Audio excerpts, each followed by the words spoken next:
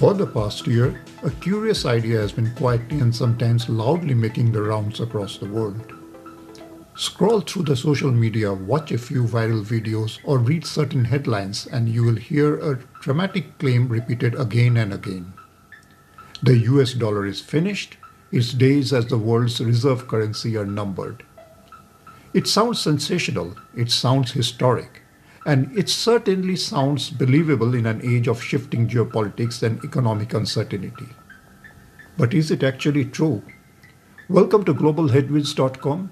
Today, let's step away from the noise and look at this story calmly, logically, and with a long-term lens.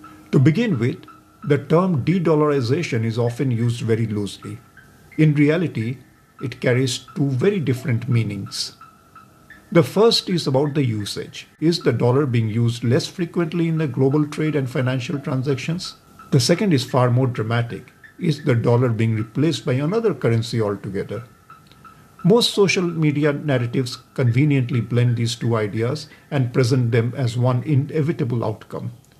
That, quite frankly, is where the myth begins. Now let's be honest. The usage of the US dollar has been reduced marginally over the last 3 years. But this did not happen because the dollar suddenly became weak or unreliable. The reasons are largely political, not economic, and they stem mainly from the US government policy.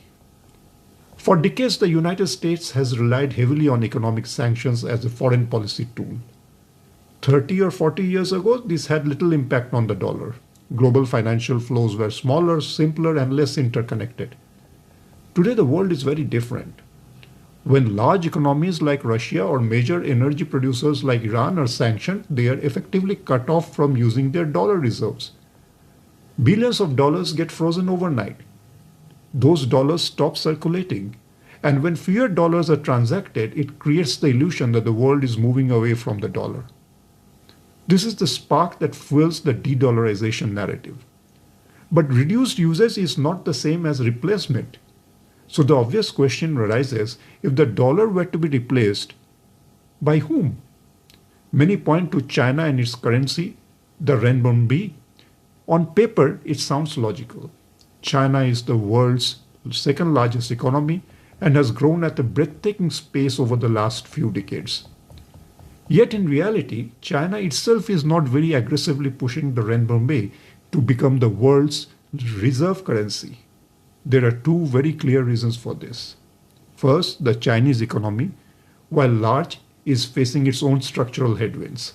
Second, and more importantly, the global trust and acceptance of the renminbi remains limited. Anyway, the other major world economies would rather stick to their own currency or the US dollar. Germany, the world's third largest economy after China, anchors itself to the euro, a currency that is second only to the dollar in strength and global acceptance. Japan, the fourth largest economy, uses the yen, another highly trusted and widely held currency. Together, the dollar, the euro, and the yen dominate the global foreign exchange reserves. India, the fifth largest economy, adds another important dimension. Due to its strategic and political differences with China, India has little incentive to hold the large renminbi reserves. Instead, it continues to rely primarily on the US dollar and the euro, a preference shared by most countries around the world. This reality makes one thing very clear.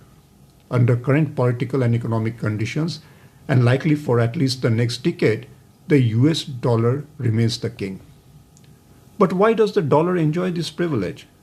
The answer lies in trust. The British pound once ruled the world in the 19th and the early 20th centuries, but its dominance was enforced largely through military power and colonization. The dollar's rise, in contrast, has been far more organic. It became the preferred currency because of its relative stability, openness, liquidity, and predictability. This is also where the real risk lies. The greatest threat to the dollar does not come from foreign currencies. It comes from within the United States itself. Frequent use of sanctions, military intervention, and aggressive geopolitical posturing slowly erode trust. Even speculative ideas such as forceful territorial ambitions damage confidence in the long-term neutrality of the dollar-based system. There is also a quieter but equally serious concern: debt. US national debt has crossed $37 trillion, standing at roughly 122% of the GDP. Such levels of sovereign debt are not just an economic issue, they are a currency issue. If the economic growth slows, the gap between the debt and the GDP widens further. That weakens confidence, reduces global demand for dollars, and eventually puts pressure on the currency's value. So where does that leave us? Despite all the noise, there is no immediate threat to the US dollar. De-dollarization, as it is commonly portrayed, is largely a myth. But complacency would be a mistake.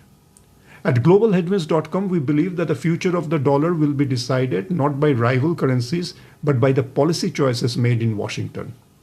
Trust, restraint, and fiscal discipline will matter far more than any challenger on the global stage.